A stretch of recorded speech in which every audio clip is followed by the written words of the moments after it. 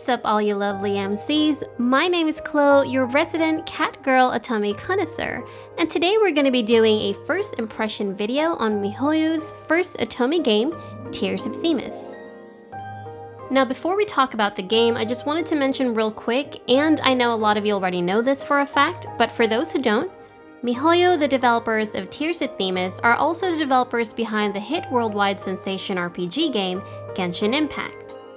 I also wanted to point out a little disclaimer that this video will absolutely have no spoilers in the game, and everything we're going to talk about today only comprises of Tears of Themis gameplay, its concept, and of course its aesthetics such as the graphics, animation, sound design, its voice cast, and all that stuff. Also, just for everyone's FYI, the Otome game Tears of Themis is only available on mobile platforms. So without further ado, let's begin!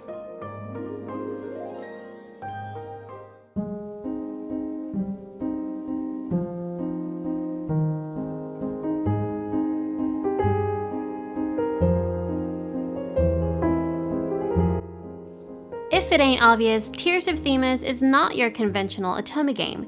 Besides the straightforward visual novel narratives, the game also consists of other elements, and one in particular is the gacha-based card game, where you'll initially need cards, or visions as they call it in the game, to clear stages. In the closed beta version of the game, the player is rewarded at least 10 visions to use at the start. And each vision will reward you with a card either in the R, SR, or SSR rank. Eventually you can upgrade or level up these cards using the in-game materials you get from clearing certain stages. The game also allows you to have up to 5 card decks to use. Again, these cards are necessary to be able to do debates and clear stages in the game in order to progress through the story. How do you clear stages? This brings us to the next element of Tears of Themis gameplay, which is the aforementioned debate section. During debates, you typically battle random characters you'll encounter in the game through wits and words using the cards or visions you've collected. The cards are categorized into 3 different abilities: empathy, logic, and intuition. So it's kind of like a turn-based battle system where you use the cards to represent your arguments during these debates. Basically, the choices vary depending on each scenario. For example, if your opponent throws in intuitive statements in the argument, you can easily trump it with an empathy card. Then again, the damages of your attacks will all depend on the level of the card that you're using.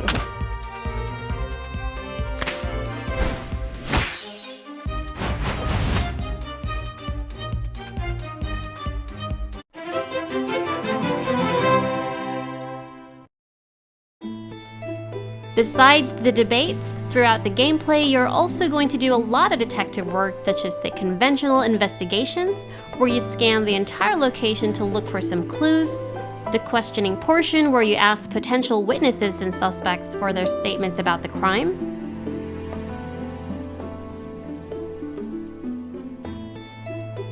and the analysis, which comes after the questioning segment. This is basically where you summarize everything and connect the dots on what exactly happened during the crime scene. There's certainly a lot of brain tweaking in this game, and I think you have to be very involved in the story to be able to enjoy the investigative part as well as the analysis aspect of it. I can assure you though that it definitely doesn't take rocket science to figure things out, and it is not a big deal if you make a minor mistake, as the game automatically points out hints for you.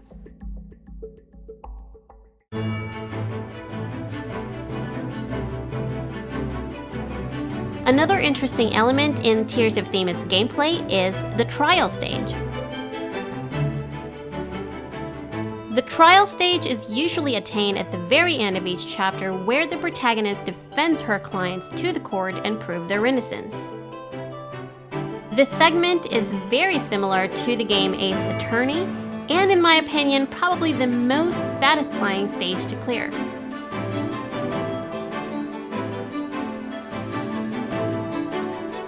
In this stage, you'll be presenting arguments in the courtroom along with the proof of evidences you've gathered during the investigation segments.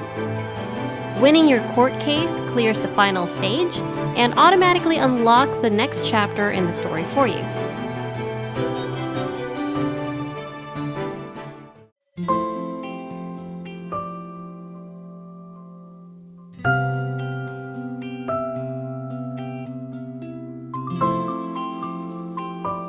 Now that we're done talking about the gameplay, let's talk about my favorite part in the game, which is the aesthetics. And oh my god, you guys, the CGs are animated, the art and overall animation is just so high quality beautiful. I was literally in awe scene after scene, especially during the prologue.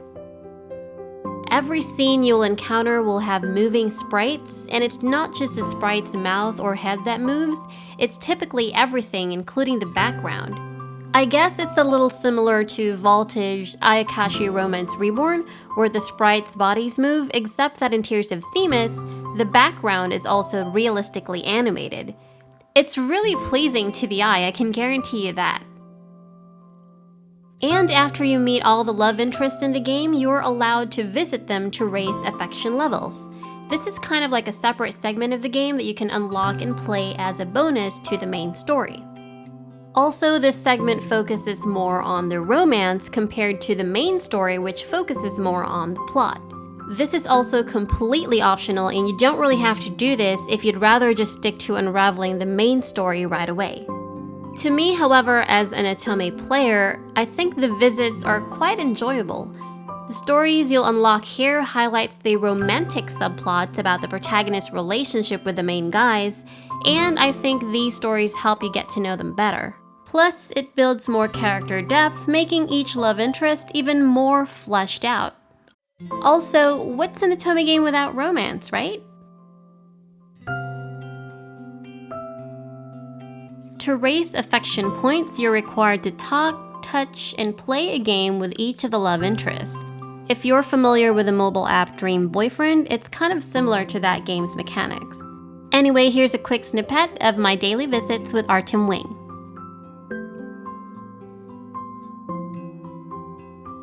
Leveling up your affection points with the guys will unlock chapters of their own side stories. And speaking of side stories, besides the ones you can unlock during the visits, if you level up your SR or SSR cards, a bonus story unlocks as well.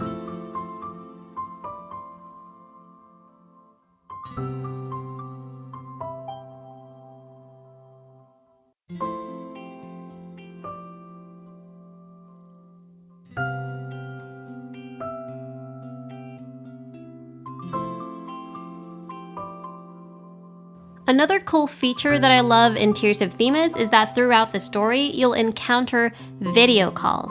And let me tell you, this feature is just amazing.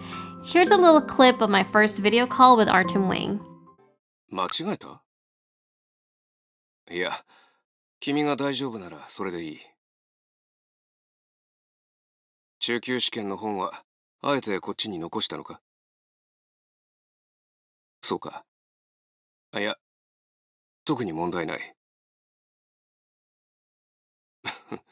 復習はともかく、今仕事に専念しなさい。礼はいらない。仕事の邪魔をしたな。では。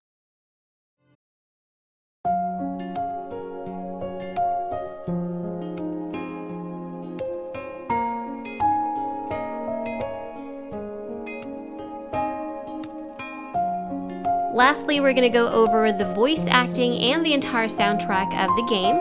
Now, first off, since I'm still in Chapter 3, I probably haven't listened to all of the game's soundtrack, but so far I am enjoying all of the background music, especially each of the main guys' themes.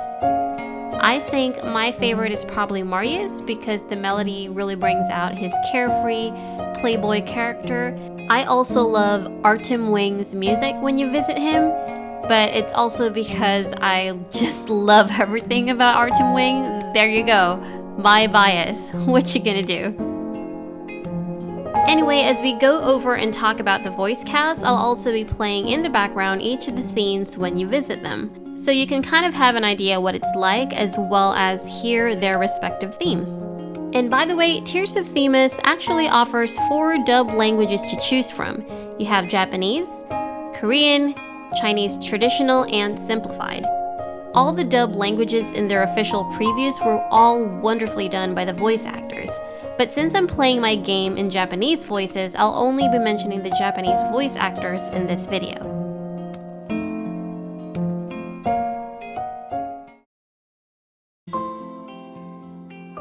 First up, we have Luke Pierce, who's voiced by Yuki Kaji. Of course, we all know who Yuki Kaji is. He is Eren Yeager in Attack on Titan. And if you play Otome games, he is Kei Okazaki in Color X Malice, Venus in Code Realize, Soma in Hakuki, Kakeru in Nor 9, and my baby Kanito in Diabolic Lovers. I think Yuki Kaji's voice really fits Luke's character. Luke in the game is a private investigator who's also the protagonist's childhood friend. I admit I'm not usually a fan of the childhood friend trope, but I kind of gotten attached with him in this game. I sort of developed this soft spot for Luke because he's just so adorable. But it might also be because of Yuki Kaji's voice acting, who knows? He's using his endearing Kei Okazaki voice, and I'm pretty sure I won't be alone swooning over it.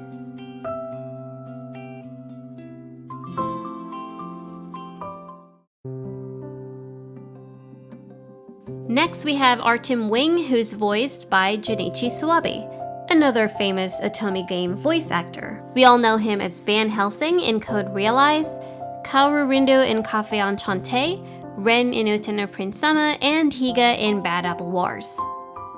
Artem Wing is the top attorney in Themis law firm, which is also where the protagonist works. He is known to have a 99% win rate in all of the cases he takes, and he's also the protagonist's superior in the game. Again, they picked a very suiting voice actor fitting for Artem Wing's character.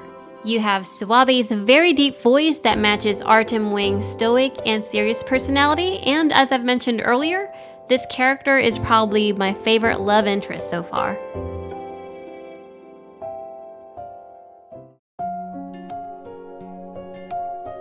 Up next, we have Marius von Hagen, voiced by Kaito Ishikawa. We all know him as Dante in Pure Fury Fated Memories, Ale in Cafe Enchanté, Dimitri in Fire Emblem Three Houses, and Hikage in Psychedelica of the Black Butterfly.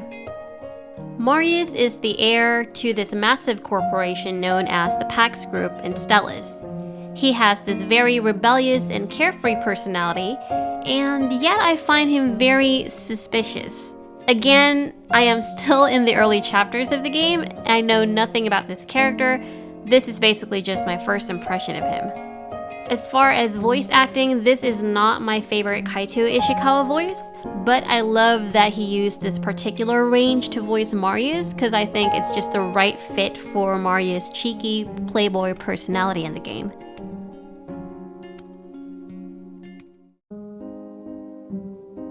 Lastly, we have Vin Richter, voiced by Jun Fukuyama. If you're familiar with the boys love game and anime Gakuen Heaven, he's the voice of the main protagonist Itu Keita. As for Otome games, he's Twiddledee and Twiddledum in Quinrose Heart no Kuni no Alice. He's also Aido, or as I like to call him, Aido Senpai, in Vampire Knight. He also plays Mozu in Bust of Fellows, and Tokiwa, which is a side character in the upcoming game Dairoko Agents of Sakuratani. Vin in the game is a psychiatrist and is famously known as a top psychology expert in Stelis City. He's very smart, calm, collected, and yet again, I am also feeling a bit suspicious about this character. I don't know, but he's very knowing so far in the first few chapters I've played, so I'm very intrigued in getting to know more about this character as I progress through the story.